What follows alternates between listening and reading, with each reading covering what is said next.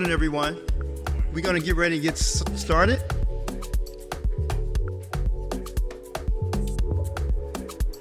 First of all, I want to thank everybody for coming to our beautiful campus of North Carolina A&T State University. And we're glad to be here to be the host university for the All of Us HBCU tour. So this is a quick agenda of the events that's going to occur today. We'll do a welcoming. We have individuals that's going to be doing presentations. And it's actually going to be two parts. The first 2 hours is going to be formal, what we have here. And I just want to make sure that you're aware this is being recorded. Once we finish the 2-hour portion, we'll have lunch. We're going to have round tables so individuals get a chance to introduce themselves to each other. For those researchers, faculty members, you can talk about those areas that are important to you. For community members, you can get connected to these community-based organizations or faith-based organizations that have common goals in mind, because that's where the interaction will occur. And after this event, we want to invite you to the health fair that we have going on campus as well. So I have a message from Congressman Alma Adams. Good morning. It's Congresswoman Alma Adams, and I am so pleased that the All of Us HBCU Road Tour has made a stop right here in North Carolina at my alma mater, North Carolina A&T State University. I continue to be inspired by the work of researchers like yourselves from HBCUs around our state and country who are committed to advancing health equity for all Americans. By creating tools like the All of Us database, which I've been a proud supporter of, policymakers at the federal level are also doing our part to support your crucial work. Because as you know, healthcare cannot be equitable unless research subjects reflect what America actually looks like. For far too long, Black communities have been denied a seat at the table. But now you, I, and advocates around the country are sounding the alarm on the need to address the undeniable health disparities we have endured for centuries. And it is our HBCUs that are leading the charge because we know our communities best.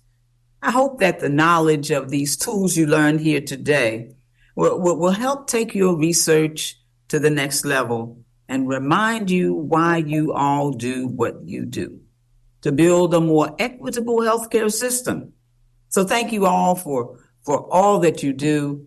God bless, and Aggie pride. Her here in person. She's very busy, but she at least gave us a message video, so we appreciate that. And she's a great supporter of HBCUs.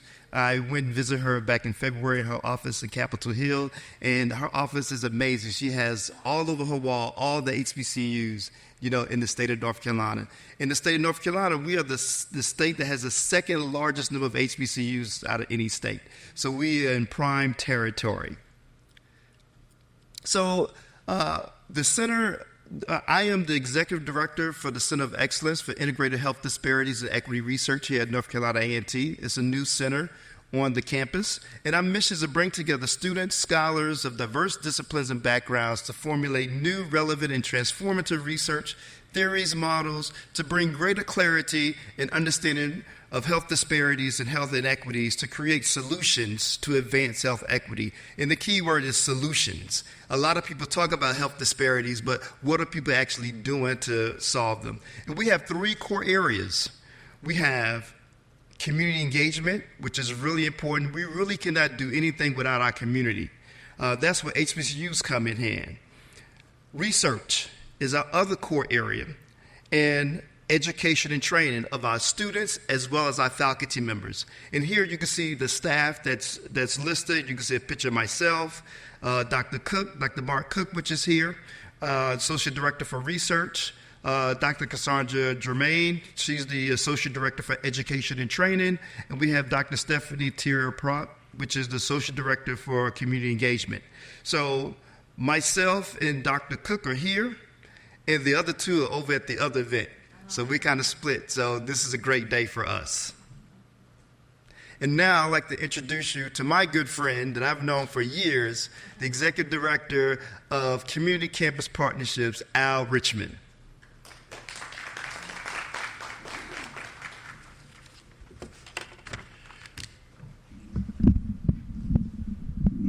Good morning. It's really exciting to be here, and I'm deeply thankful for the support that all of our partners have shown to us.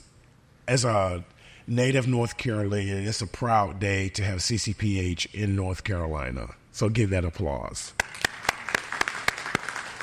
And I think there would be a nice tagline for CCPH in North Carolina. I'm excited for so many reasons, and I want to provide some context to our convening today. First of all, I want to acknowledge that this is a really great week for North Carolina A&T State University. First of all, many of us, if not all of us, are aware that this week or in the last 10 days, North Carolina has really been celebrating the fact that North Carolina A&T State University received an anonymous gift of $20 million.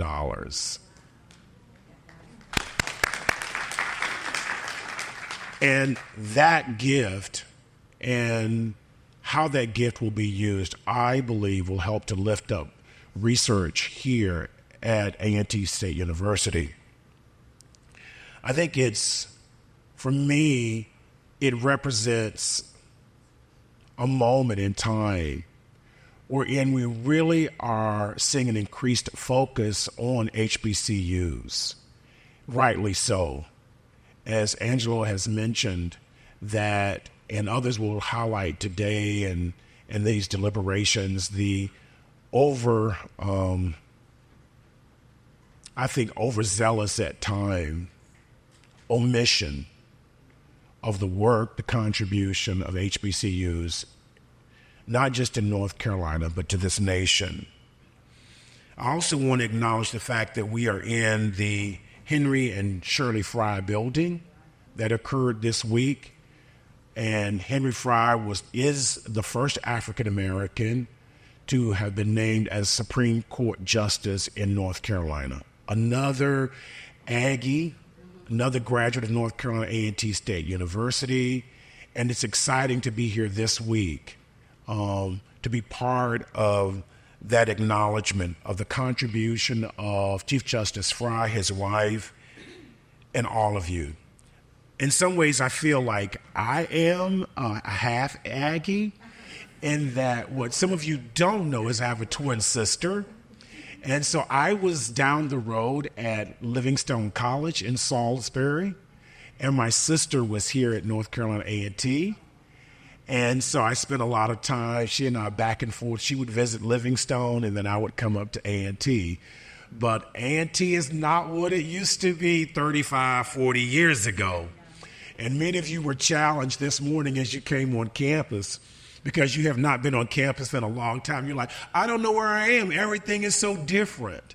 And that's exciting, right? To see the growth, to see the expansion of A&T, and to see the footprint of this university, not just here in North Carolina. So maybe I'll get me a T-shirt and say, half Aggie, right?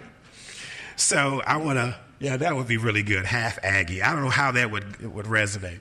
The other thing I want to acknowledge is that is this idea of justice. You talk some about it, you hear it again, and I think that you can't come to Greensboro, the home of the sit-ins. You can't come to Greensboro and not talk about A&T and Bennett College for Women just across the street. And we have Bennett graduates here today as well. I think at least 2 Bennett graduates here today, at least 2, and maybe others. And so maybe at some point we'll do a shout out to all of our HBCUs in North Carolina and other places. But I think that one of the points I want to, lift up is this idea that research is about, and Congresswoman Adams picked that up, right, is that research and equity is about justice. And so I've been thinking about this over time, is that a lot of time when we think about the civil rights movement and justice in this country, we exclude health and health research. But I think we really need to move towards the inclusion of health research in the work we're doing.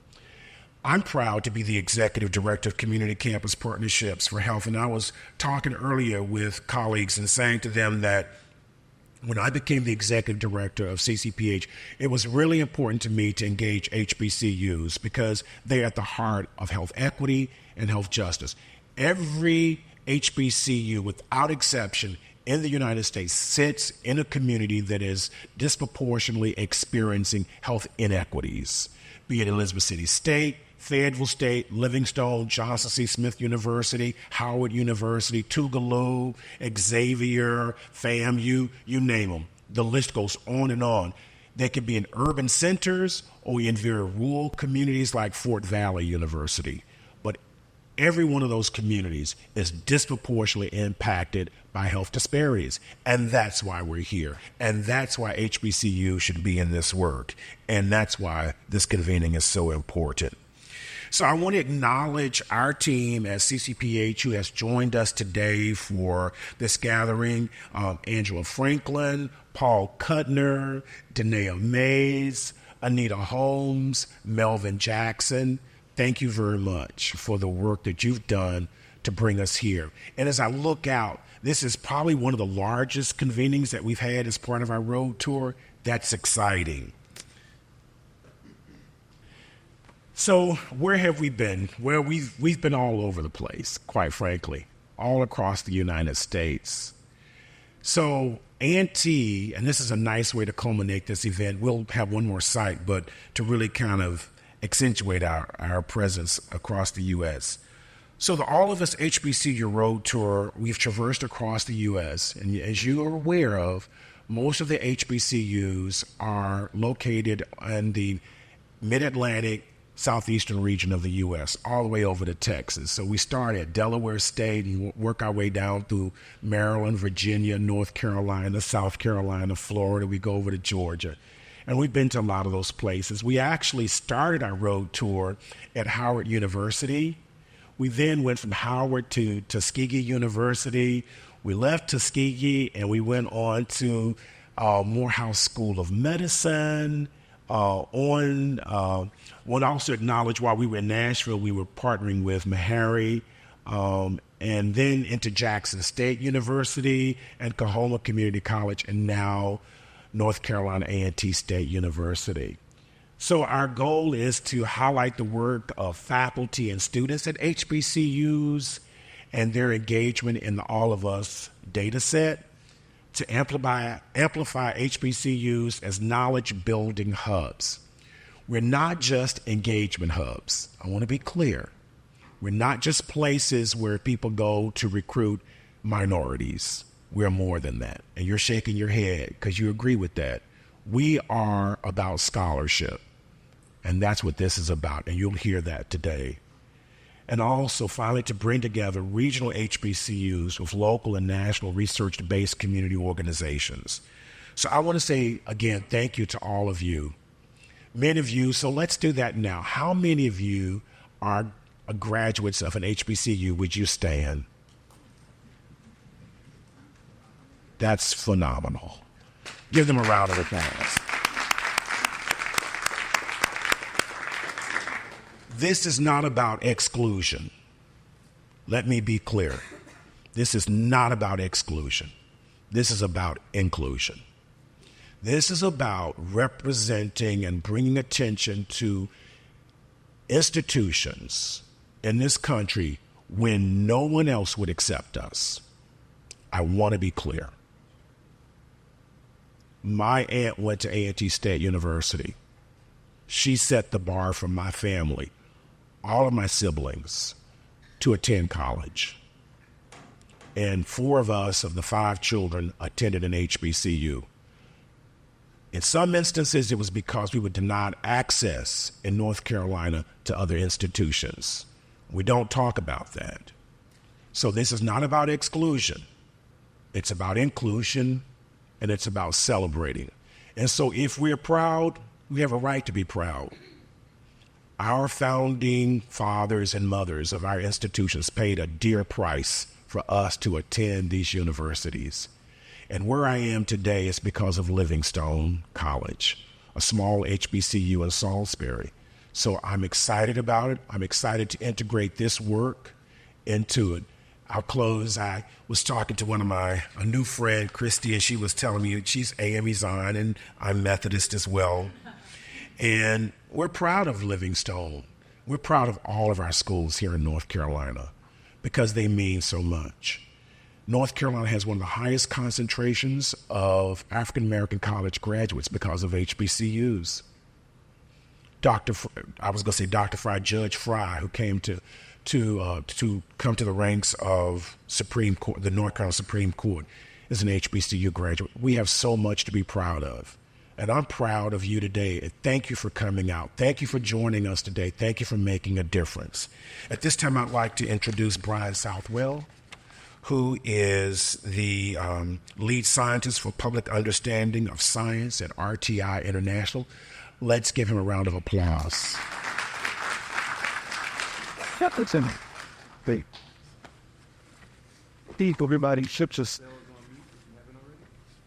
Good morning. I am so happy to be here today, and I so deeply appreciate you spending the time on a Saturday to be here to celebrate with us. My name is Brian Southwell, and I have the honor of working not only at RTI International, which is a nonprofit research institute down the street here in North Carolina, but we also have the great privilege to be able to help organize the All of Us Researcher Academy. This event today is a part of, and we're happy to be a partner here in so many ways. It is so important, to be here to celebrate, institutions like, A&T for so many different reasons. And we also celebrate institutions in the network that we've built through the All of Us Researcher Academy. And that institutional focus, really matters in so many ways. But also what matters is the recognition that institutions are made up of people. And what we're really all about is trying to make connections between people.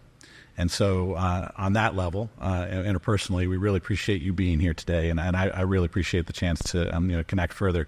After all we've been through with the pandemic, just the chance to be out in person to kind of connect and to talk is really important. One of the great joys that I've had and the opportunity I've had to co-lead the All of Us Researcher Academy has been the chance to recognize and to work with so many researchers around the country who are doing great and excellent work, and to try to connect them with resources that the National Institutes of Health are making possible through the All of Us data set.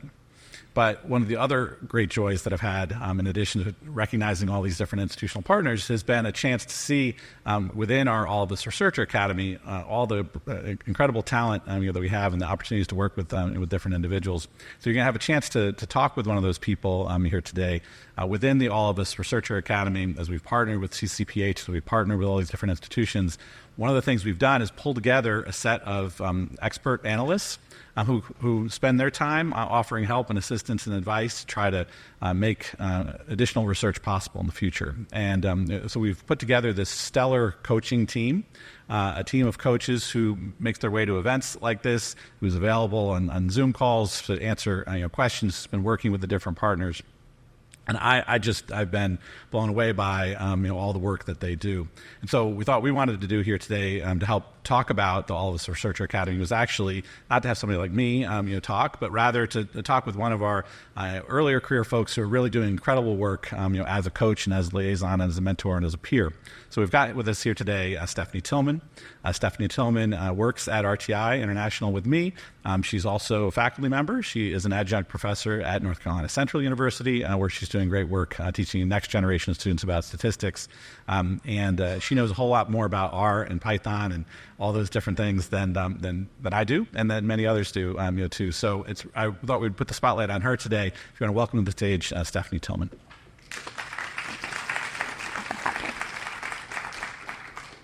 Thank you.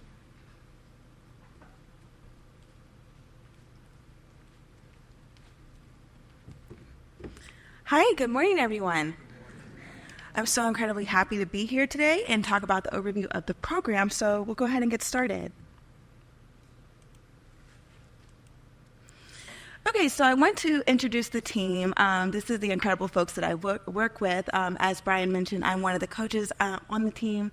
I'm a statistician at RTI, and my colleagues cannot do the work that I do without them. So I wanted to introduce you to the team. Some of you guys may be familiar with them. I see some familiar faces in the room, and so thank you for having us here today. So to start off, the All of Us Researcher Academy, what we do is we provide training and technical assistance for researchers that are interested in conducting research with the All of Us Workbench. And so what we do is we work with HBCUs, underrepresented students to support peer-to-peer learning and network building among researchers and students. Okay, so let's go into the program objectives and goals. So the main goal of this program is to establish a diverse learning network of researchers who will use the All of Us data, which we'll talk about in a little bit. And then we also want to promote equitable access to the researcher workbench, which we'll also talk about. So what we do is we like to raise awareness and assess needs. We engage with the different institutions. Myself as a coach work with plenty of the institutions in our group 1, 2, and 3, which we'll talk about. We also create internships and fellowships for students and faculty. And we also have a training curriculum, which we'll talk about, the courses that we offer. And then we also provide technical assistance and build partnerships. Another thing that we do is we conduct ongoing evaluations. We check in with our HBCUs to see how they're doing and ask them if they need any technical assistance or any help with anything. So going into some of the short courses that we offer, which I think is one of the excellent components of our program, for people that are doing research, if they have additional questions, they can take more courses. So we have some courses more so geared towards accessing the workbench, where we talk about like Workbench 101. We also talk about research study design, data analysis, which I'm going to hit on a little bit more with that. I think that that's one of our more popular courses. Where we talk about how to code and the different coding languages that we have, R and Python. Then we also introduced SAS recently. We also talk about how to do research, and I also just implemented a statistics course where I talk about the different statistical analysis that you can do, different graphs and stuff like that. So I think that this is a fantastic component that's available to anyone interested in the program. To go on to the Institutional Champion Awards, which I think will probably interest you guys the most. So we support teams in conducting research with the All of Us Research Program data set. So we offer up to $75,000 to support team, faculty, students, and postdocs, and anyone that's interested in conducting research. So far, we've had three different groups, Group 1, Group 2, Group 3, and as you can see, the different awardees per group. As a coach, I've been focusing on Group 2 and Group 3 and see some of you guys in the room, so thank you for being here today, and it's been a pleasure working with you all. So going into the Academy internship program, so we offer an internship program for students to be paired with different mentors and have active projects using the All of Us Researcher Workbench. So this is an internship that's offered, hosted virtually or in person, a 4-month commitment. And so students typically work on their abstract, and we're also trying to get them to focus more on their manuscripts for this upcoming internship this year. So a few of my colleagues focus heavily with the internship program, and it's doing wonderful. So if anyone's interested and has any questions, feel free to reach out to me after this, and I'd be happy to talk about that. Oh, I also want to mention that we offer internship completion recognition as well. So if you guys are interested, we also have an All of Us Researcher Academy newsletter. This will give you some more information. We offer the Researcher Spotlights, a Career Corner, Academy announcements, and this is just how you'll get your upcoming updates and stuff like that as far as like courses or events that we have. So if you're interested, please feel free to scan the QR code to learn more and get access to the newsletter. Okay, so this is what I'm really excited about, is talking about the researcher workbench, because this is what I'm heavily involved in as a coach. So we'll talk about that a little bit more, and I think that you guys will probably be a little bit more interested in this as well. So basically, the All of Us Researcher Workbench is the platform that holds our data. And so in this data set, we have two different tiers. We have registered tier and we have controlled tier. I always encourage people to go after the controlled tier because you'll get more information inside of the controlled tier data set. Inside that data set, you'll have access to like the genome sequences, and then you'll also have access to like Fitbit data if you're interested in doing research on that. So I always encourage people, if you're interested in the program, to apply for both, but you can always just do registered tier. The data set offers things like survey responses. As a coach, I focus heavily on survey data. I know some of the HBCUs that I'm working on are doing research projects that are, interested in survey data, and so as a coach, I focus heavily with that.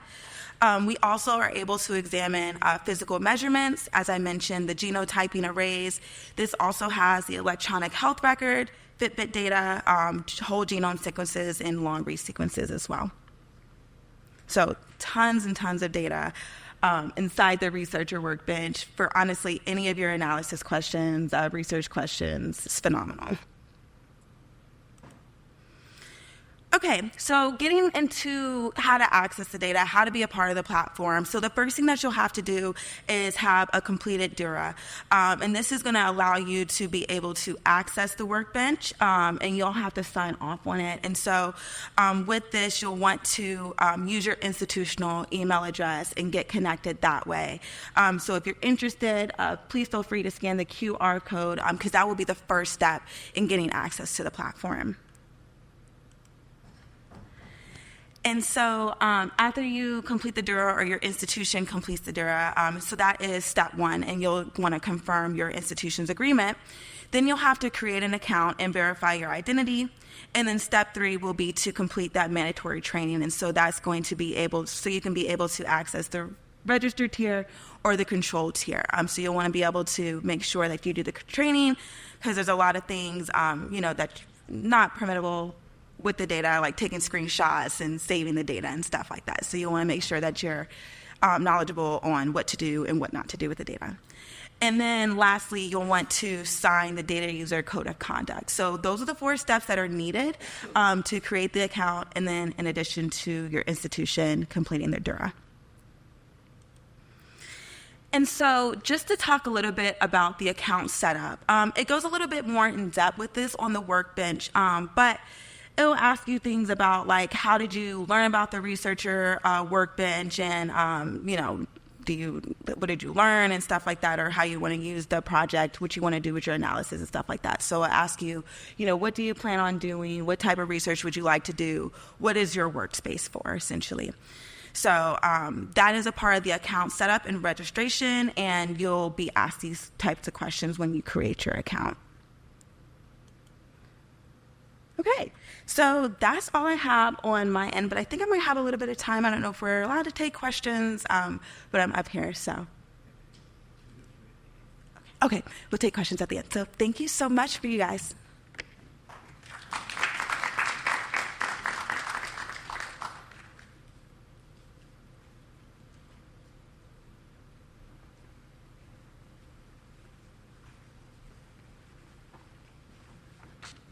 All right. Good morning, everybody. So I'm Mark Cook. I'm an associate professor here in the Department of Kinesiology, and I'm also an associate director of CIHDER. So I'm really excited to be able to participate in the growing research enterprise here with our students and faculty to support the center in that way. But my task here today is to introduce our guest speakers. So first, who's going to go first is Dr. Kristen Reinhardt. So she's an associate professor in computational data science and engineering here at A&T. She's an associate professor, again, in that department. She graduated from Cornell University with a degree in biological engineering, with a minor in biomedical engineering in 2010. And then she matriculated here to A&T and she was the first person to get a graduate degree in our nano engineering school, Joint School of Nano Engineering. here. And then in 2015, she also earned her PhD in nanoengineering here at A&T. So she's currently at she joined us then as a faculty member here in 2019. She's the director and founder of the Computational Molecular Engineering Lab, where she develops and studies the forms and functions of biologicals and biomaterials for engineering applications in public health. She is also, very importantly, she's the PI of a very prestigious award for our institution. She's the PI and co-director of our Genomic Research and Data Science Center for Computational and Cloud Computing, and the assistant director for the high performance computing of our Visualization and Computation and Advancing Research Center. So that's her bio, and I'm going to transition to Dr. Brown, who's also joining us. She's a senior research scientist in the College of Arts, Sciences, and Humanities at Shaw University. So she's also a senior faculty member at the Center for Health Equity Research Institute in California State University, and an adjunct at the Gilling School of Global Public Health at the University of North Carolina at Chapel Hill. She focuses on increasing Shaw's capacity in public health research and mentoring for early career faculty, as well as undergraduate and graduate students engaging in conducting public health research. Her research primarily addresses health disparities and equity. And a little bit about her background, she earned a Bachelor's of Science in Sociology from Bennett College. So she's a Bennett graduate right here across the street. She's got a Master of Social Work from the University of Pittsburgh, and then a Master of Public Health and Doctorate of Public Health from Harvard University. Her subsequent roles, where she served as a Dean of the School of Social Work at Norfolk State University and was the inaugural Dean of the Jackson State School of Public Health. All right, so thank you, Dr. Reinhardt. You can.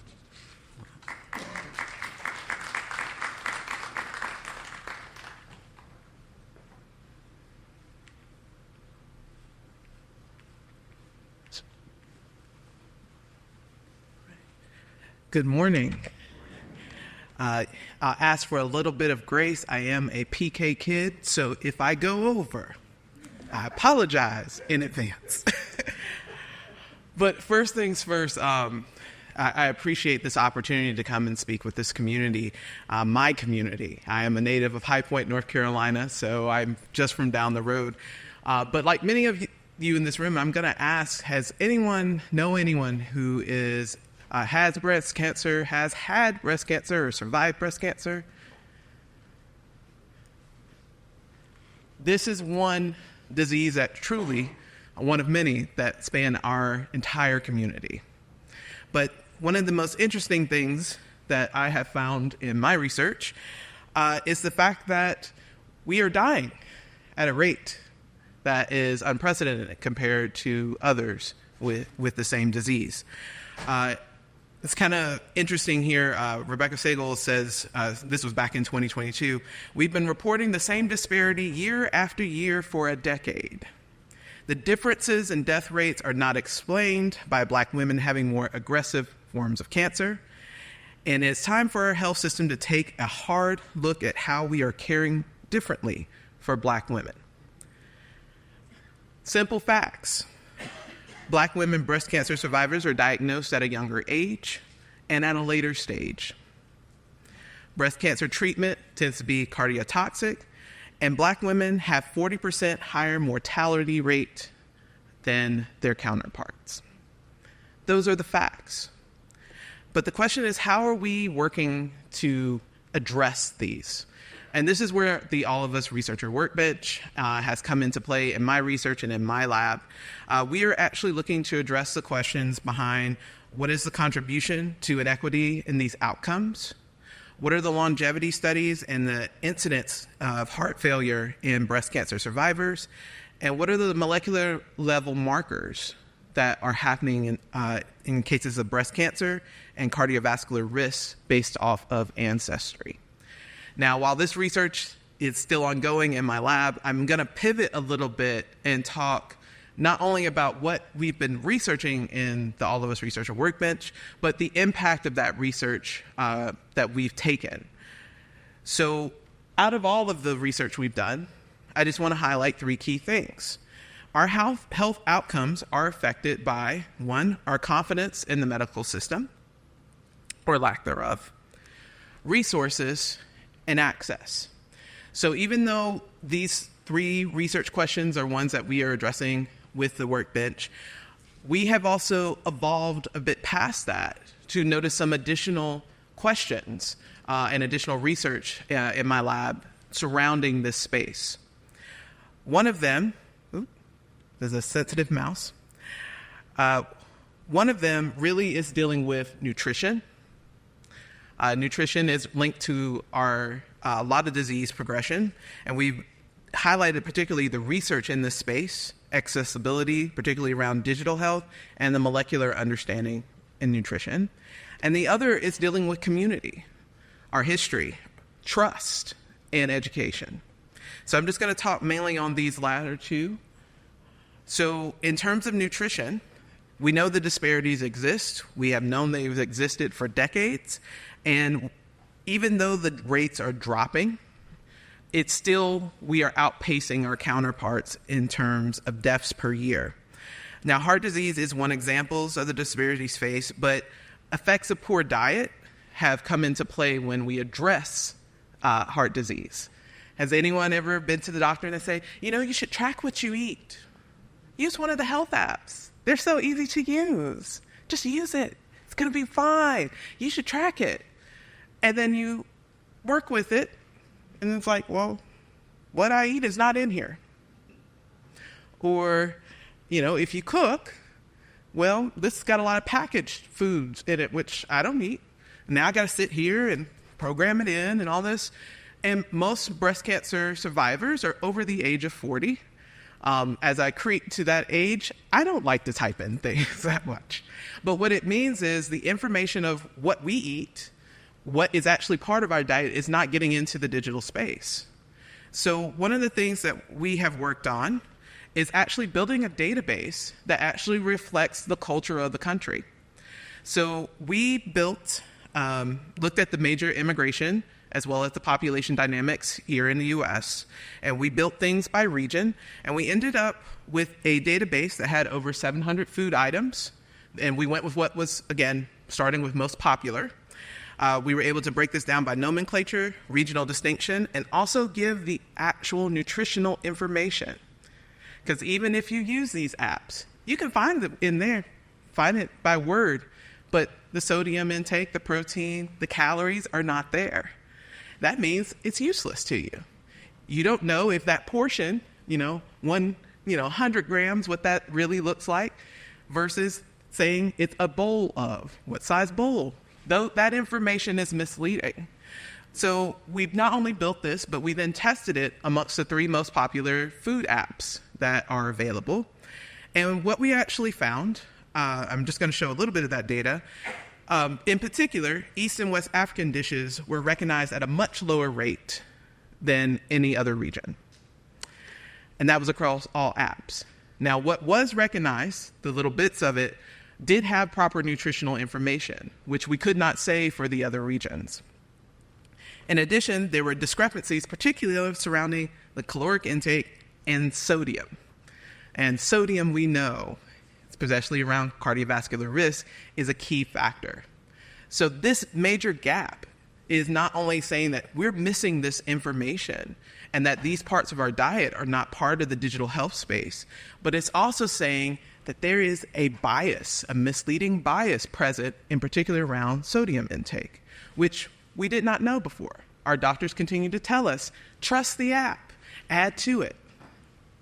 Well, that's not happening. So that is something that we were able to highlight.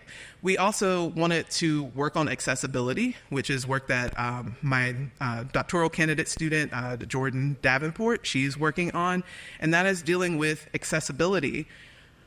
It would be much simpler if we were able to take a quick glance or take a capture with your phone and say, this is what this food is.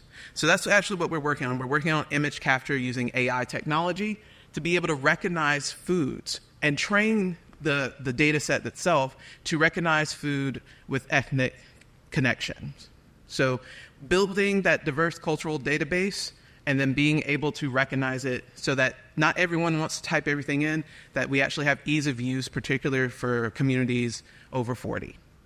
So that's just one aspect of, again, getting that trust in the system. We don't think about it just as seeing the doctors, but it's also building trust in our digital health. We also wanted to address the resources and access. So this was an undertaking I started a little over almost now 2 years. There was a call out from NIH about building an educational hub. Had a 30-day turnaround. For those of you who've written grants before, especially for NIH, turning a grant around in 30 days is not an easy feat, but we did it, and we were selected. We actually won this $5.8 million award. Now, what's really amazing is this is an all HBCU team, all North Carolina HBCU team. So I'm very proud to be the lead PI and co-director, but our partners here are with North Carolina Central, Shaw University, and Winston-Salem State. And we are Grads for C. So Grads for C, our mission, of course, is to build an educational hub with hands-on research training, building a training network, resources to improve human health, as well as develop future computational genomics and data science workforce, particularly among underserved populations. And the foundations of that is trust. Building the trust network among our HBCUs. It is amazing the work that we do at HBCUs, but most people don't know all that we do. Even our own communities don't know all that we do. Yet, we can build trust amongst each other, and if we can build trust amongst each other, we can shift completely the direction of health in this country. I'm a firm believer in that, and that is the foundations of Grads for C. From there, we built our growth model. We are educating the community, we are educating our students, our faculty, even retraining. If you're a person, I've been in this field for so long and I want to get into this, how do I get into it? Come see us at Grads for C. That is what we're developing. And then this, of course, will lead to more knowledge transfer and greater partnerships. So what am I really trying to do?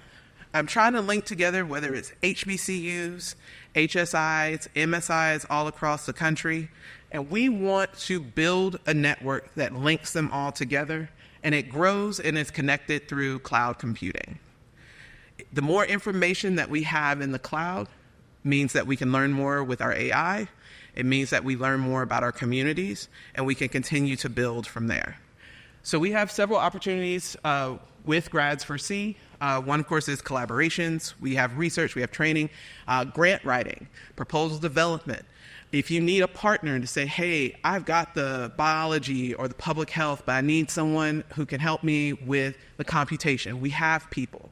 If you're already doing this work and you don't have grad students and you need to borrow one, I know it sounds strange, but we are actually doing that, where our students will come for 2 weeks or we'll collaborate on a partnership. If you want to connect even with our community partners, RTI is one of our major partners. Being able to make those connections, build that trust network, we're here for that. We also offer seed grants. These are, we're going to do probably 5 to 10, hopefully more grants per year, anything from $1,000 to $5,000. And if you've ever used cloud computing, that's a good place to get started. So these seed grant applications are less than 2 pages. They're talking directly to you as a, whether postdoc, faculty member, community leader, to say, hey, we're going to do this and we're going to investigate it on one of the clouds. So NIH has, you've already heard about All of Us, but we also support Anvil, which is the genomics cloud, and Share, which is the newest cloud computing platform with NIH, which is focused completely on social determinants of health. So being able to apply for one of these seed grants, whether it's for cloud credits or even physical storage, publication cost, that's all possible through our seed grants. We also have training. We have a number of workshops that are going to go on. Our next one comes up at the beginning of August, looking at Galaxy and RNA-seq. This training, we have also our summer training fellowship. Now, it says summer training, but this is actually a 1-year commitment. It is primarily remote, so anyone you're not relocating to A&T, but you are working with us for a year. And our goal is to help you get out at least one NIH proposal and at least one publication in these spaces. Now, not only that, this is an interesting part with the fellowship, we pay you as the PI, an honorarium of $4,000, but we also ask you bring a student or a trainee with you, and they also receive an honorarium and do this training with you. We do not want information to stop at a PI and not train that next generation of researcher behind them. That's why it's done in pairs. So that fellowship is also open. It's still open right now. We'll review applications very soon if you just scan the QR code. But I just wanted to highlight these few things that Grads for C is doing, that we have been doing, and the fact that this has been birthed out of our work with all of us. Thank you. My apologies. You can just see some of the partners that we have in place already, and we're hoping to continue to grow that network.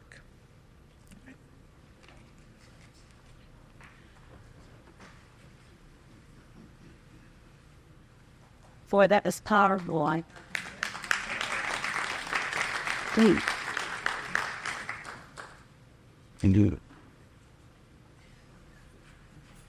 I'm sort of technologically ignorant, so I might need some help here.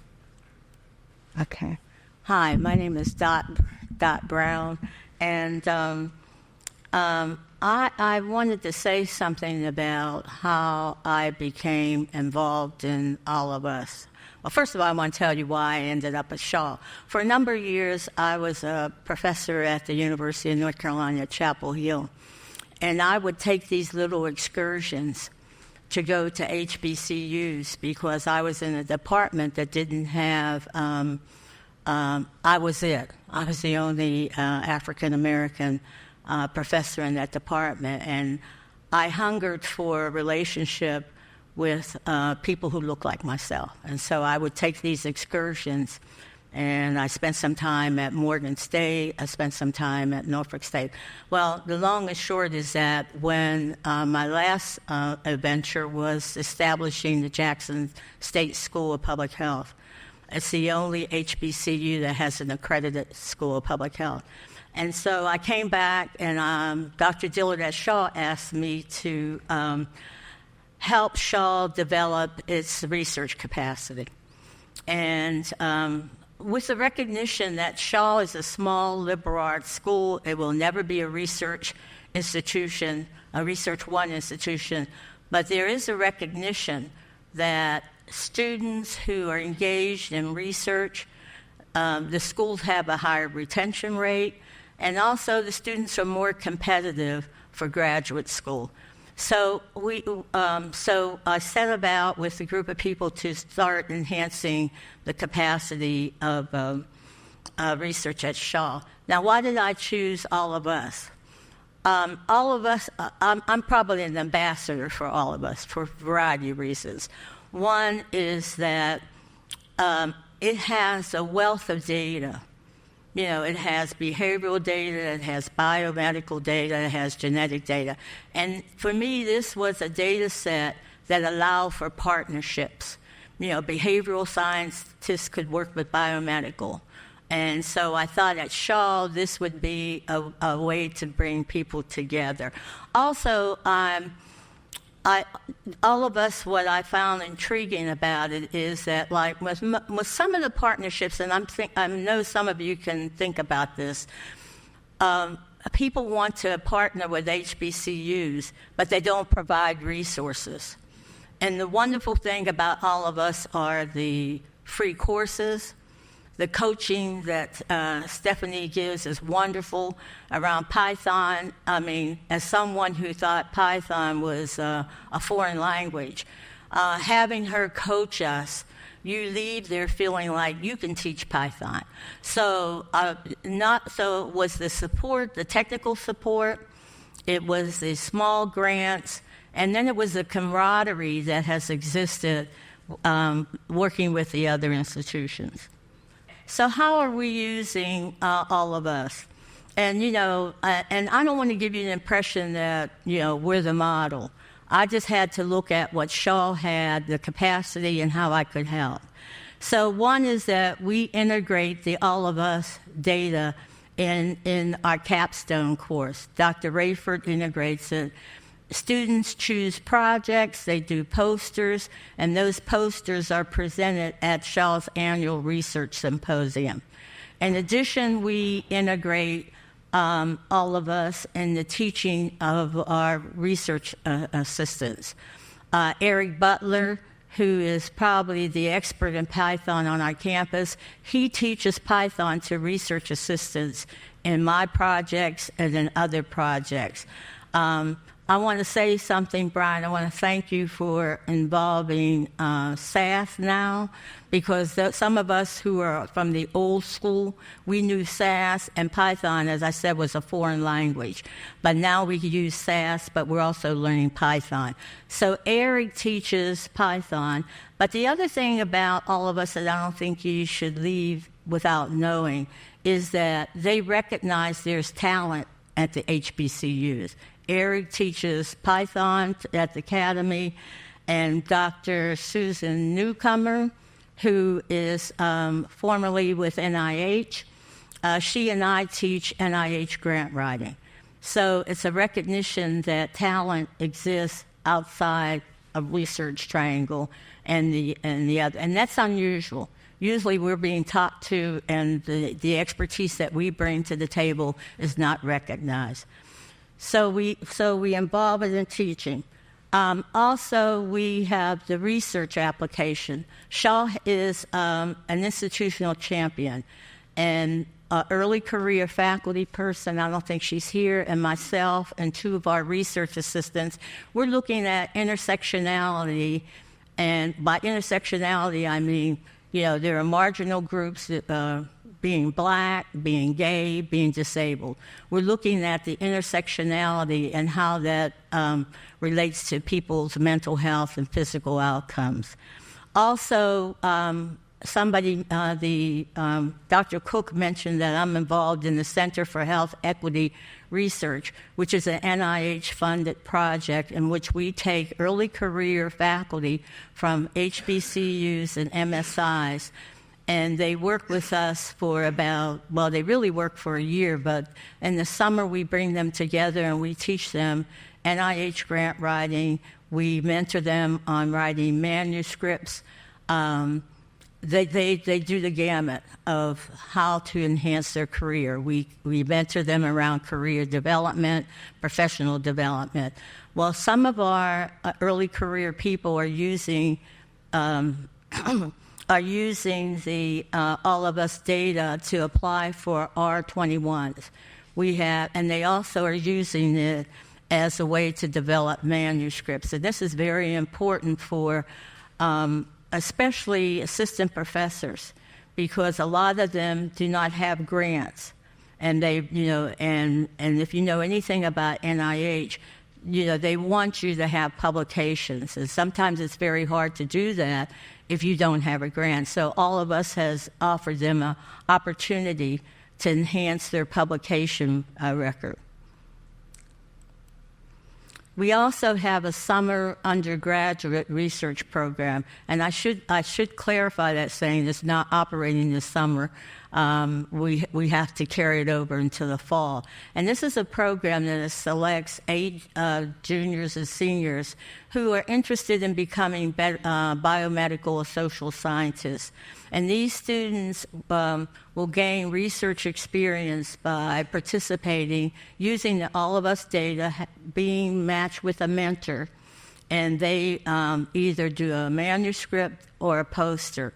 And we feel like this program serves as a stepping stone for undergraduate students thinking about graduate school. What do you need for a career if you're thinking about becoming a researcher? So it's 8 weeks. They're provided with hands-on experience. And we teach them about planning for their research career. What do you need if you're thinking about becoming a researcher? Also, we have paid research assistantships. As I said, the championship award, we have 2 We have 2 paid research assistants, and to be honest, we really have more because some of our work study students, if you have work study, we have used our work studies program to develop our research assistants. So some of them are working on our project, not getting paid, but trying to learn a skill.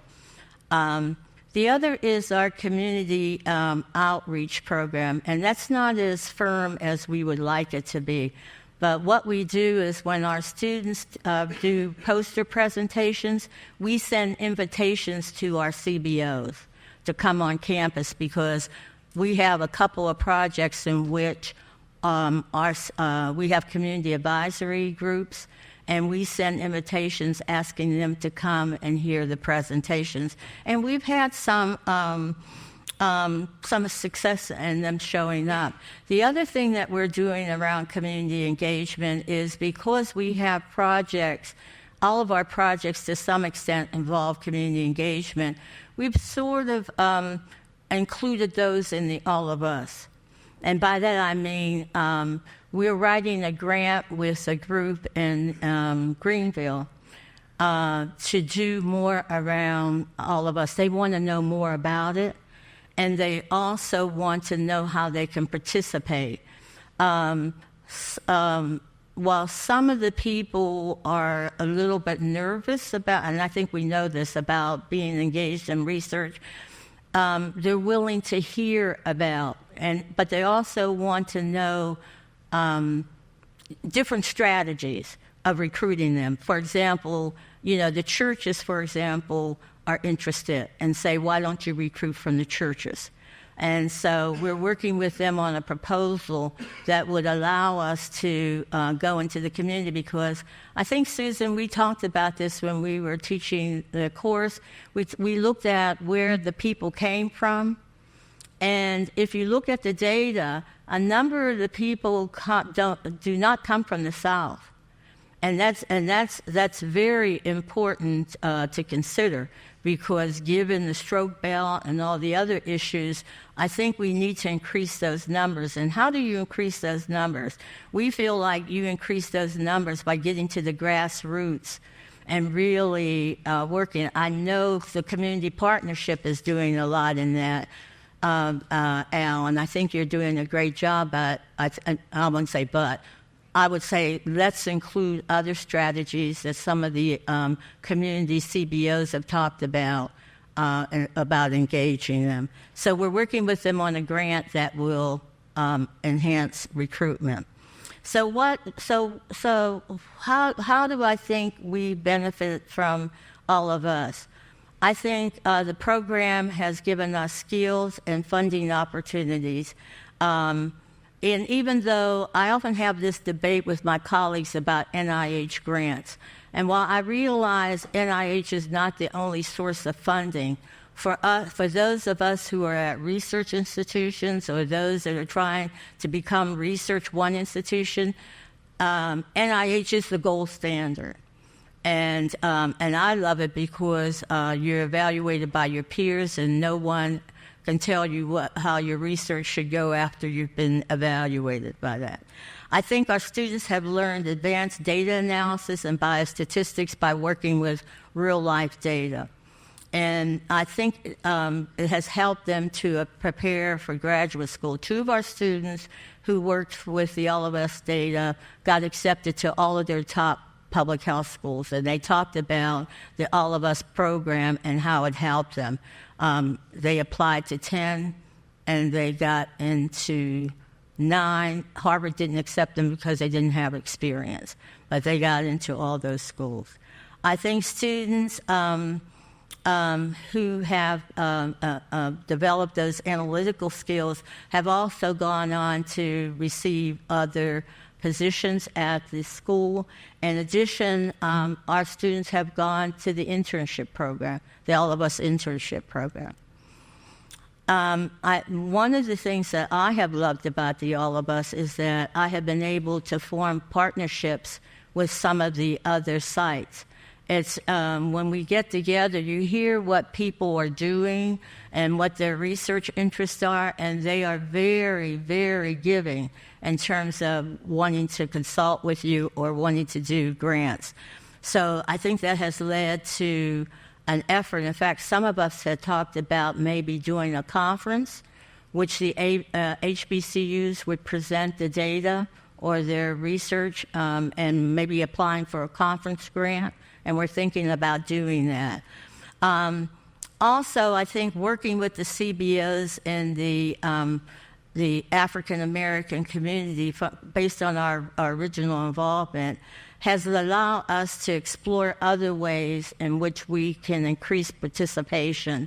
And I even talked to Dr. Moore about joining us in this application, because I think, again, I'm someone who is a collaborator, and I believe in leveraging what you have to do other things. For example, we have a HBCU Health Data Consortium, and I've invited all of the members here today because one of the things that we're charged with doing is health disparities research. And I thought all of us would be a good entree into doing that, because there are calls for R21s and R01s.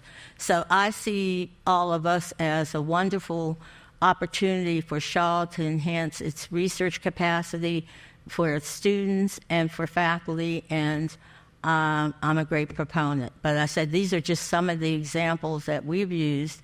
I'm sure there are many, and I don't profess to say this is the way to go. This is the way that we decided to go because of our being a small school. We're a teaching institution, and some of my colleagues and I talk about the fact that while a number of us say that we want to enhance the research, sometimes teaching takes over. But this program allows us to do the teaching, but also to develop our skills as researchers. Thank you.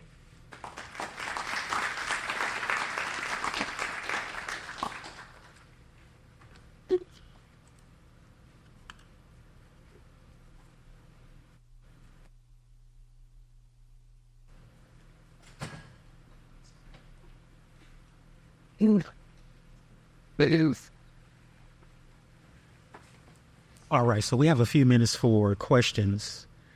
So if anybody has a question, they can come up to the microphone. You can speak freely. And Dr. Brown, I had you go back, but if you can come forward if you have a question, and also you too, Dr. Reinhardt. So anybody have any questions for our presenters?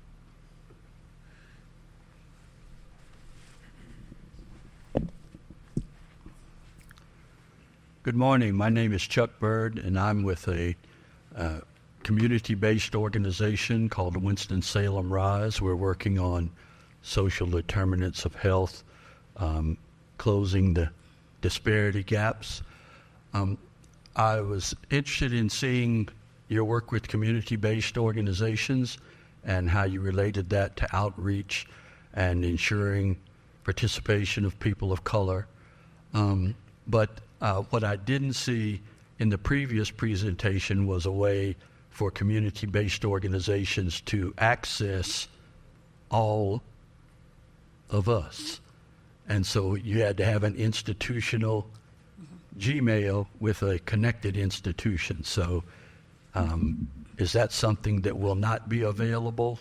Brian, if I'm correct, I thought organizations could, if they are basically an organization. I mean, you can't just be, like if you're a nonprofit or an existing organization.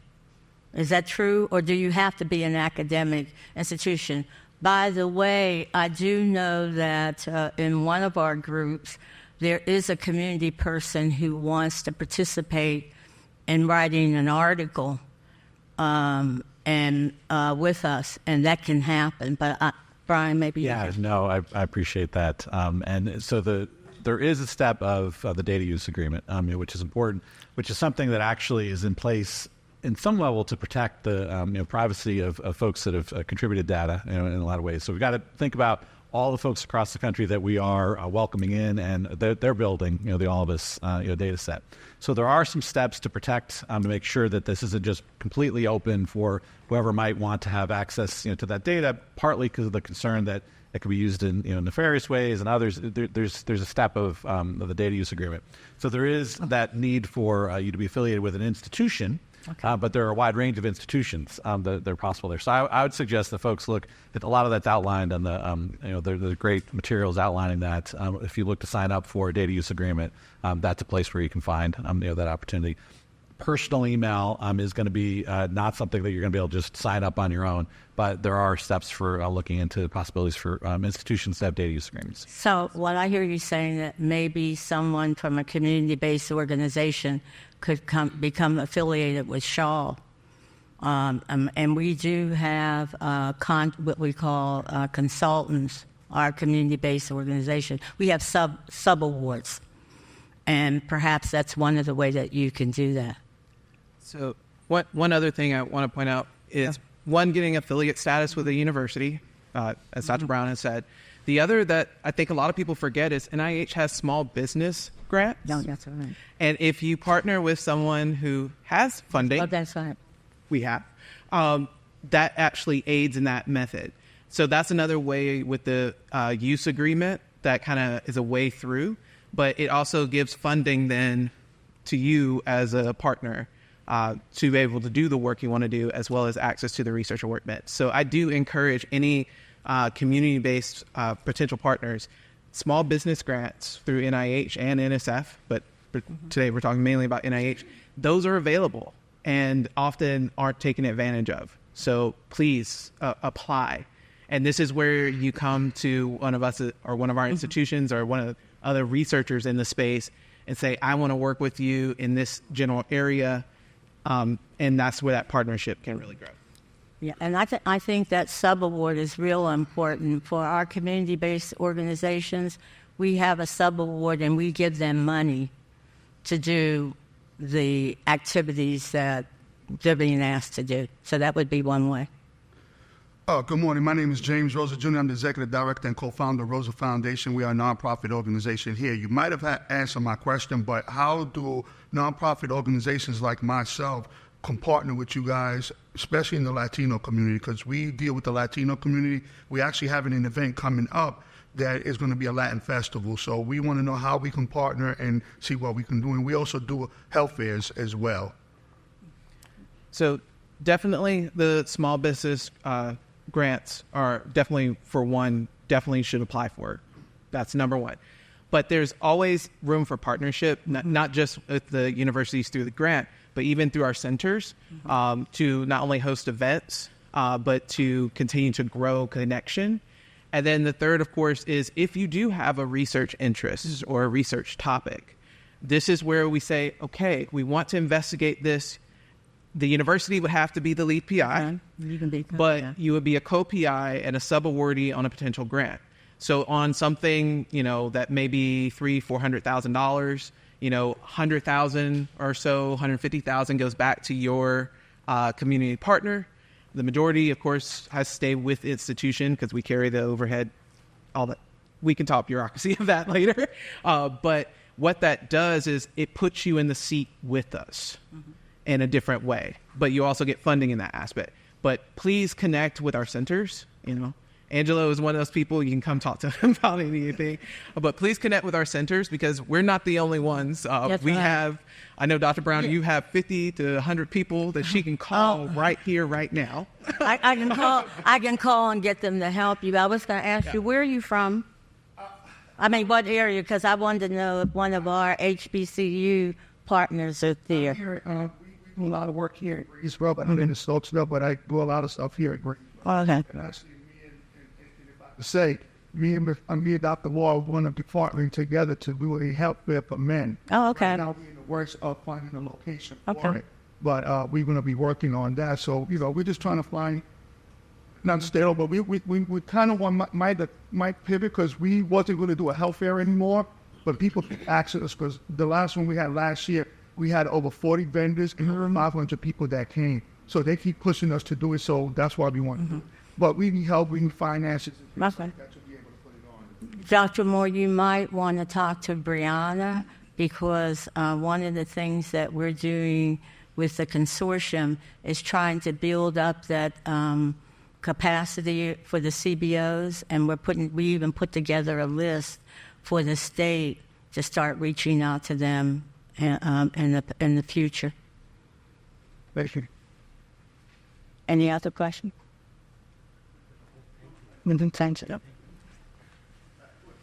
Hopefully, yeah. A very broad question. Sort of along the lines of how can CBOs get involved, even in the training? Can CBOs participate in the RTI part of the academy, or how do they access it?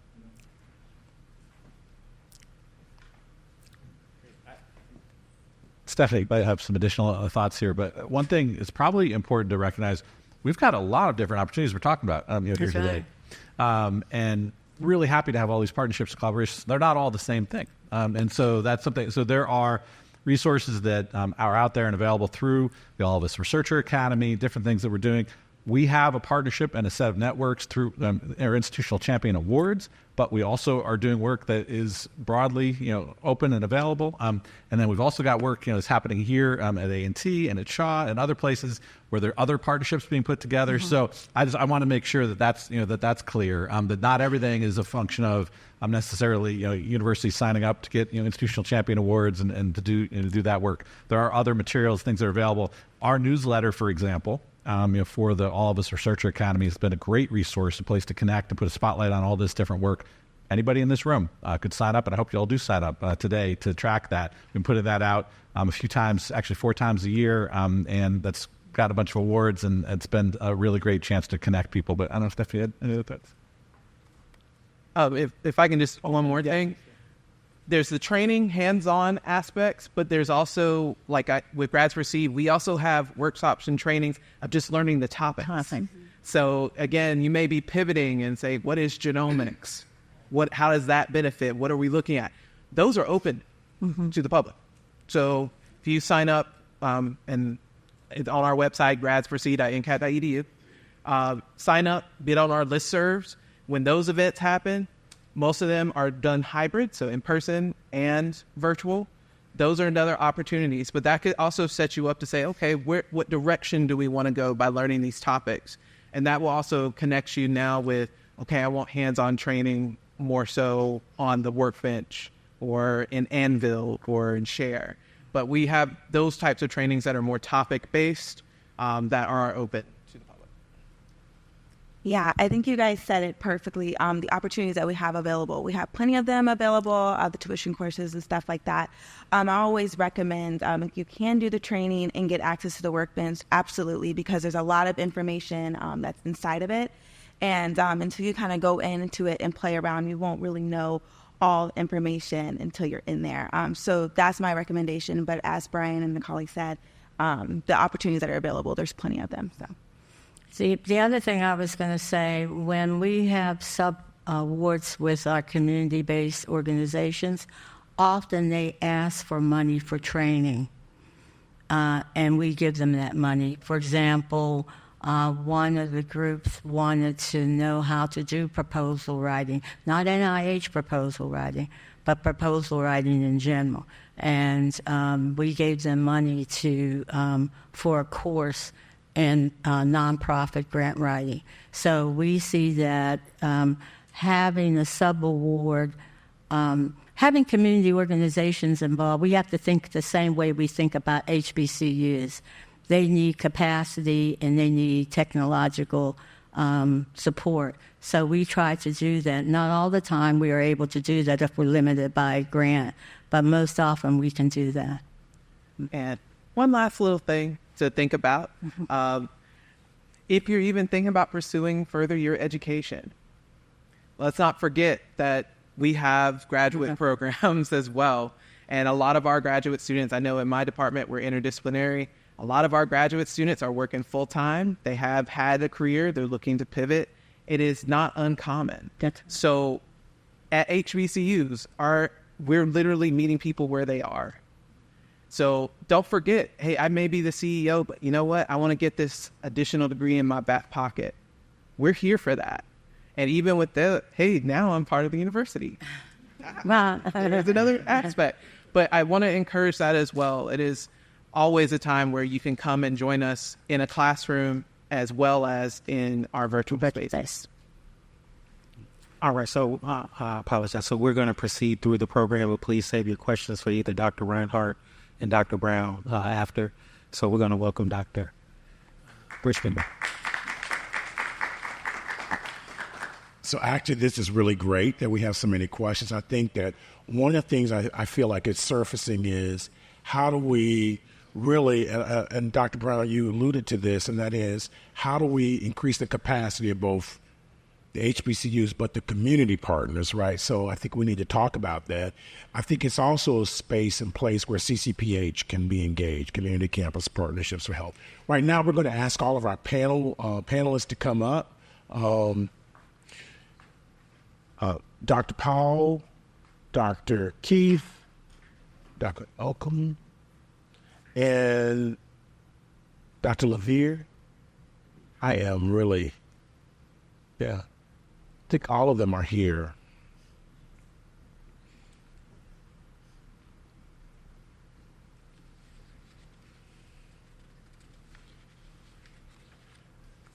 Oh, yeah, thank you. That's what happens when you don't know all the panelists, right? So you're just like, oh, are you on the panel again? So I am going to actually have them introduce themselves, and I'll start on the end, please. Good morning there. Good morning. Good morning. I'm Sherry Leviner from Fayetteville State University. I'm an associate professor of nursing and also a family nurse practitioner.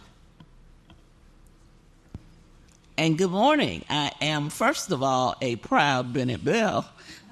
I am Frankie Denise Powell. I am the Region 2 Director for NC Counts Coalition. And very happy this morning to see some familiar faces, both from CBOs and from colleagues. Good morning. I agree. It's so good to see everybody out this Saturday morning. I am Jill Keith from Winston-Salem State University, where we do a lot of work and feel like unsung heroes amongst our HBCU sister institutions, but that's about to change. So I'm glad to be here. And I teach in the chemistry department and lead our biomedical research center. Is it still good morning? Okay, so, well, good morning. My name is Anthony Emekalam. I'm a pharmacist by training. I serve as the chairperson of the Department of Health and Human Studies at the Elizabeth City State University. I'm a professor of pharmaceutical sciences with interest in health disparities and drug delivery systems. So I am thrilled beyond words. I have just been soaking the information that has been presented so far, and I have been left in awe. So thank you for having me, and I'm looking forward to our conversations. Thank you. Dr. McCallum, I'm going to start with you. You've heard so much this morning, and you kind of talked about the enthusiasm that you have from this. From your perspective as a pharmacist and a pharmacist educator, what are the implications of the use of the All of Us data set, but also more broadly around the engagement of HBCUs in research? Yeah, thank you so much. The question is rich, and I have to say that, full disclosure, I am new to All of Us. That's why I am intrigued. The feelings that I feel this morning is like, okay, here I am thinking that I can take on the world. I have been trying since I started teaching. I have been involved in trying to find answers to issues, the inequities, and I have been scratching my head looking for innovative ways to come out with answers. And suddenly I am listening and I'm hearing that there is tools and resources that can actually help me accomplish all that I have been wanting to do all my life. So it's not even possible to begin to put in words how we can, and I mean, like, this is my first time listening to all these opportunities, listening to the researchers, the academy, and the tools and the resources that are actually here that can help advance the things that we have been trying to do all these years. So I think it's endless. The opportunities are endless, from looking at it from the way people use medications and other ways that, in fact, like I said, I'm still trying to soak in the information that I'm thinking about the various ways that we can use it in our research. Thank you. I'll switch to the end there in terms of nursing. What do you think in terms of the implications for, as a nurse educator, for the nursing students and faculty? So there's several different implications. First, I would like to say that most of us here are probably from academic institutions that are teaching focused, so they're not necessarily research focused. And we tend to look at that somewhat as from a deficit approach. We look at what we do not have. Recently, I have been involved with the Health Equity Data Consortium that Dr. Brown was speaking of. And that has been a great opportunity because we are all most of us are HBCUs, we are teaching institutions, and we have been able to pool our resources in terms of time, money, and individuals, and we have accomplished something really great, and I see that as being an opportunity through All of Us as well, a lot of pooling of resources. So even though we are still teaching institutions, we can carry out the research as well, because I think we have a unique perspective to answer those questions and to provide or to ask the questions and to provide those answers to those questions. We need to do that. From a nursing perspective, we have nurses who will be going into bedside practice. They need to know about research so that they can help their patients. We don't need to practice nursing the way we've always done it. We need to look at what is the research, how can we provide better care for patients. And I think this is getting nurses involved in research at the undergraduate and the graduate level. All of Us would allow us to do that, and I think that's very important. I appreciate you highlighting this issue around overcoming the deficit, not framing who we are and where we are as a deficit, but an opportunity. So I appreciate that. Frankie, so much has been said today about community. And as both an academic and a leader of a community organization, how do you think that we could really enhance the engagement of our communities in this work, in research and this work as well? You asked that. Hopefully I won't blow this like it happening in debate, but all that aside, All of Us is already in our community. It's in our community because of institutional organizations that are familiar with All of Us. I said earlier that I was a proud Bennett Bell. I'm also a proud member of Delta Sigma Theta Sorority Incorporated.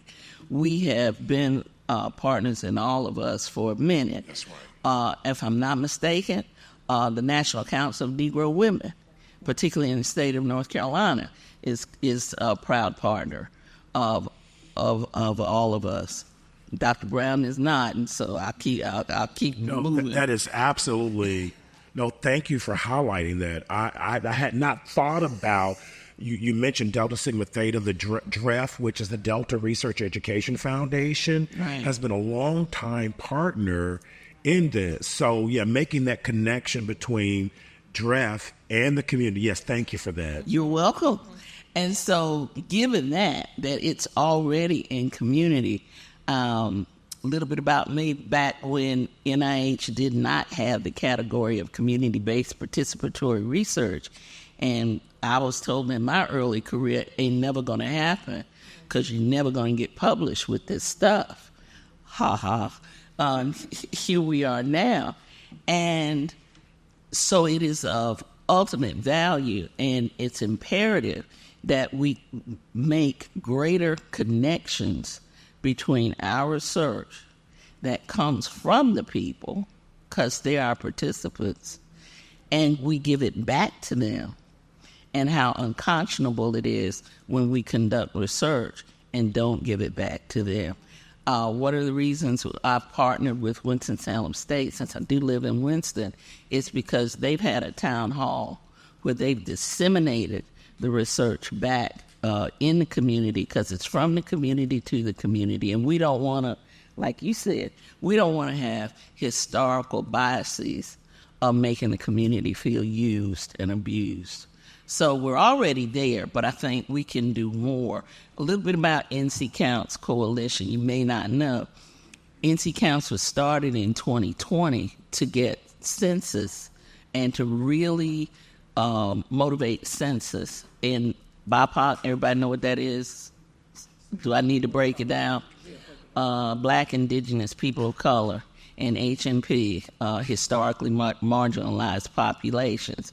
We did that. That's how North Carolina got an extra seat in Congress, an additional seat, no such thing as extra, but got an additional seat.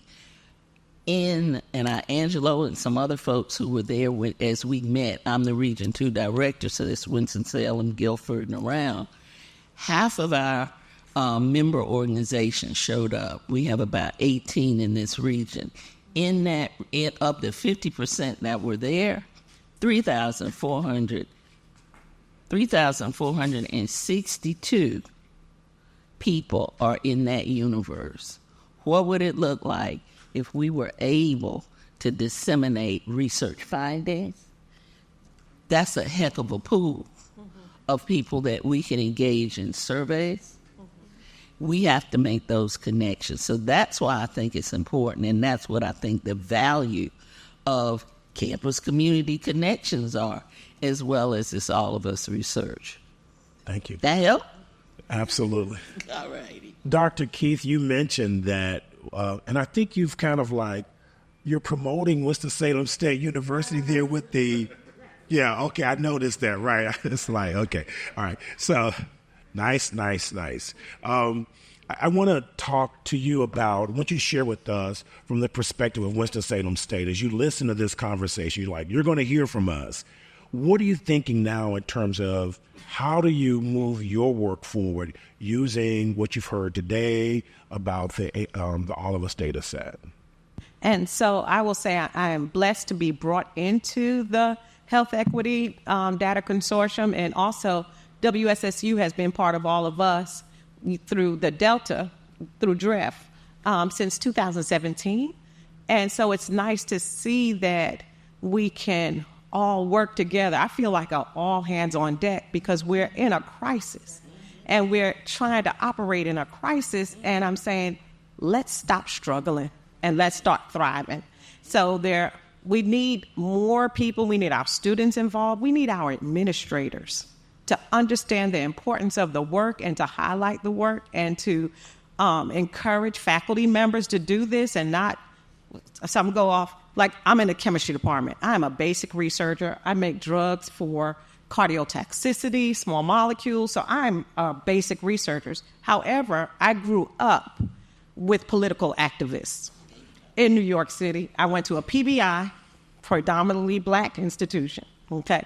And so when you are a child at the table with your grandmother fighting for social justice, listening to these conversations, you're like, oh, this is interesting, but you grow up in it. And so to come full circle back to this, I'm like, wow, this is interesting. However, I will not stop the work. I feel the ancestors, right? And so I feel that we need to take a time out, everybody, no matter where you are, and say, we've got to do something about this. We've got to change things, because from what I remember, it has been minority communities that have changed and helped America. And even though America, the mainstream, they don't know they need help, but they do, right? And so we have to just be a little bit more bolder, and we have to be a little bit more trusting of one another and working together. And stop scrolling so much, maybe, and take that time back and put our hands to the plow and work together, not just in North Carolina, but I went to the Health Equity Conference, which NIH called the gold standard at Xavier University, so we can go and learn from them. Pharmacy put it together, and I said, these are the pharmacists? But anyway, like I said, I'm learning too. Yeah. And so I can go on and on. I'm sorry, but we did involve 10 faculty members who were funded to do the work with all of us researchers. We certified faculty, we certified students, and I'm glad for the work we're doing, but there's so much more that needs to be done. Yeah. So I'll stop there. Yeah. No, so we've heard a lot from even some of the questions, how do we engage and enhance diversity? And so I would like for each of you just to take a moment, because we want to acknowledge that we're running a little behind schedule because we started a little late. We want to have a time of lunch. As Angela mentioned at the top, is that this doesn't end.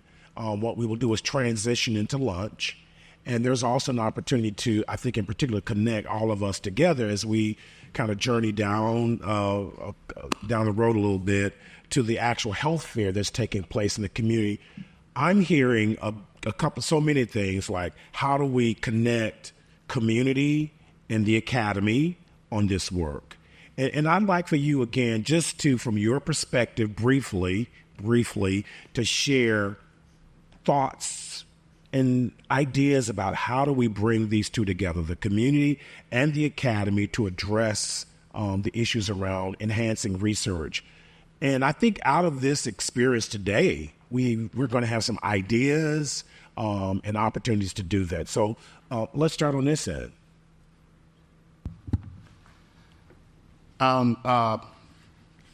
The first present, I'm so sorry. I think maybe I will have to come back and talk to you. Is that Dr. Ryan?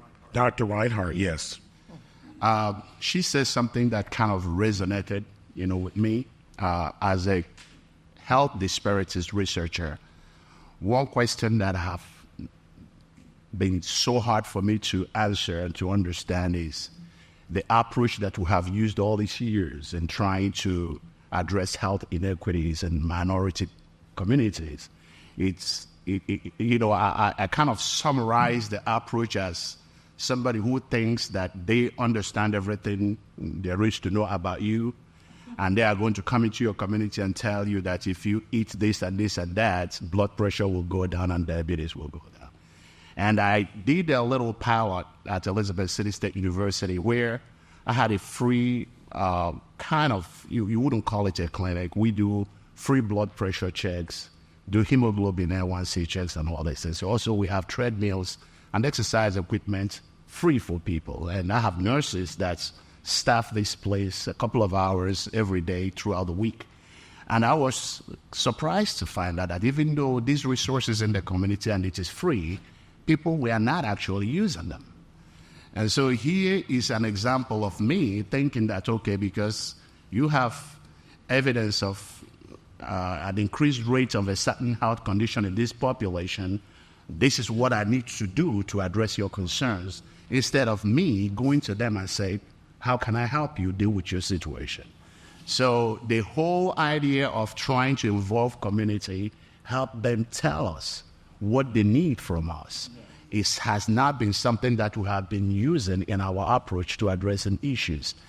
You have a single mom with a fixed income, and you go up there and tell them that if they eat X amount of servings of fruits and vegetables every day, that their lives and their health will improve. Okay? Theoretically, that is true. But how can you use $150 every week to purchase fruit and vegetables for children, if you have 6 children, until you can tell me how to make that work? What you're just saying is academic and theory. So going into the community and asking community to help us help them is what this whole conversation, looks like to me. Thank you. You have 1 minute, Dr. Keith. 1 minute. Doctor, 1 minute. No, I don't get I really love my colleagues that I've been working with. So what we've done is go to the churches, during Sunday service and talking to the members and asking, what do you need? And having surveys and working alongside, writing the proposals together, working on that, and disseminating resources, funding to our community partners. So I think that we should keep doing that as well. 1 minute. Prior to my first funded, big time funded research grant, I had focus groups. So what you just said about asking people what they want, and I can say that the event that the town hall structure that we engaged in Winston, I think was an exemplar.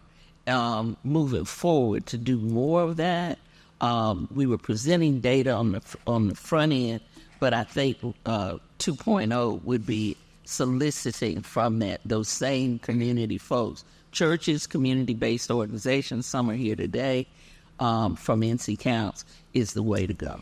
I think we heard a new title, 2.0, right? I like that. You have the final word. 1 minute. All right. As everyone has said, engagement, finding out what people need, not approaching them with what you think they need, but asking and finding out what they truly need is important. But before we begin that, we have to establish trust. And I think you mentioned when we do this research with these communities, we have a responsibility to report back to those communities, this is what we found. And I think that's one big way that we can start building that trust. Let's give our panelists a round of applause. I want to say thank you so much, and I'm going to, you may take your seats.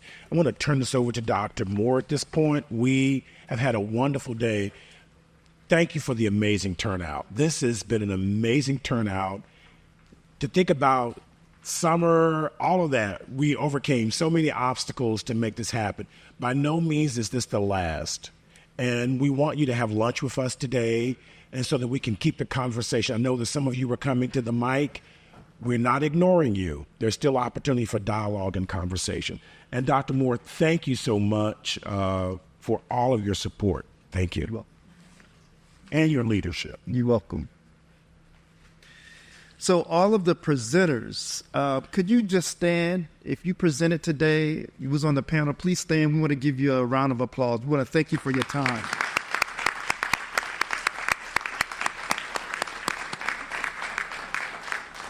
Excellent. And we've had a great day today. And the theme of our event today is From Data to Equity, telling the story of North Carolina HBCUs using All of Us data set to address health disparities. And I can say I think we have accomplished that today. That's great. So that was our purpose of coming here. Next, I want to do a roll call. So this is an HBCU tour. So if I call out your HBCU in North Carolina, I want you to stand. We want to see who's in the audience. Bennett College.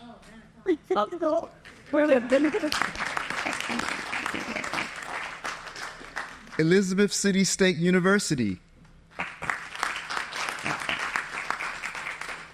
Fayetteville State University. Johnson C. Smith. Livingston College.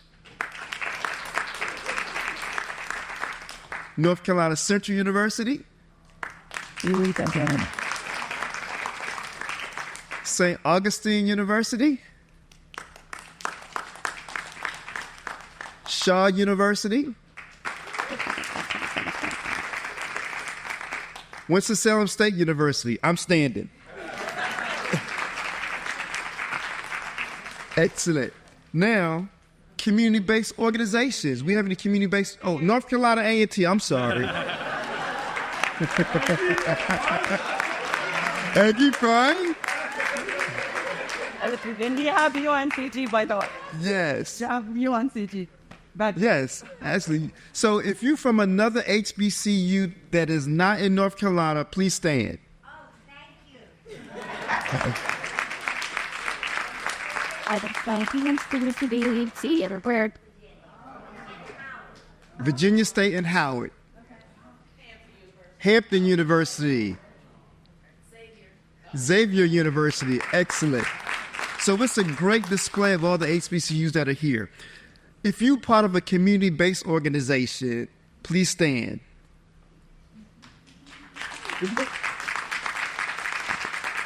Can you just tell us quickly what community-based organization you're from? Thank you. I'm from a local church, Canal Zion Baptist. A faith-based organization. Excellent. Warren County Environmental Action Team. Excellent. Winston-Salem Rise. Excellent. Winston-Salem Rise. Excellent. Talk Black and Give Back. Out of Alabama. Can you say that again? I'm sorry. Talk Black and Give Back. Talk back and give. Talk black and give back. Thank you. Oh, excellent. Thank you. So you see who we have in the room. And so I want you all to, when we finish this part, I want us to get together and talk. So the other thing that we talked about was the importance of collecting data so we can have diverse data. And Dr. Brown mentioned before, with the southeastern part of the United States is where a lot of African Americans are, and we are not necessarily represented in the data. So we need to make sure that our communities are involved.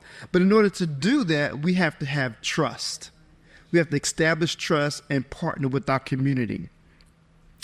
The fourth thing I want to say is it's important to disseminate the research back to our communities. Not only conduct research, but we need to disseminate it back, because we can conduct research, we can disseminate information, but what does it really mean?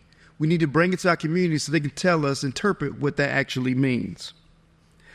And lastly, we're going to transition to the back. We're going to have lunch. We want these relationships to develop. So the next stop, the last stop, if I'm not mistaken, Al, is Charles Drew University, another HBCU in the West Coast in California. We cannot do anything. We need to make sure that we do our evaluations. So out on the tables, we have evaluations. We have QR codes. We want you to do evaluations because everything we do, we want to be able to measure what we're doing. We want to make sure that we know how to improve it. So please make sure that you do your evaluations. And if you don't do it, we're also going to send you an email. But please don't leave here without doing it. So I want to thank you all for everything you all have done. Thank you for coming out on a Saturday of your time, coming with us, being together. I think this is a great opportunity. We have kind of set an example of how we should move forward. We're going to conclude here, but please, we're going to go outside. We're going to have lunch. You know, like I say, you get to know your friends when you eat together. You know, introduce yourselves, what organization you're part of, what is the purpose of your organization, what are some priorities for your organization. We have some topical areas, like if you're interested in maternal child health, we'll have that on the table. So you may have like interests, so we want y'all to get together. And once we conclude here at 1 o'clock, we want you to go over to our health fair where the other part of our staff is located and get opportunity to see everything that's going on. We have partnered the Center for Integrative Health Disparity and Equity Research. We have partnered with Cone Health to give this event. So we want you to be able to participate. You can get some screenings as well if you would like. So thank you again. And yes, you have a question? Briefly tell people how to get to the health fair. Yes. The cars here, walk there, take the car there. Yes. And I go there, I'm empty now. The best way to get to the health fair from here is you go out these doors here, you make a right and go up the street to the light and then make a left. The best thing to do is to walk because they have streets that are blocked off because we have mobile units that's doing mammography and those type things. So that's the best thing to do. It won't take you more than 5 minutes to walk there. Thank you again, and you all enjoy the rest of the afternoon.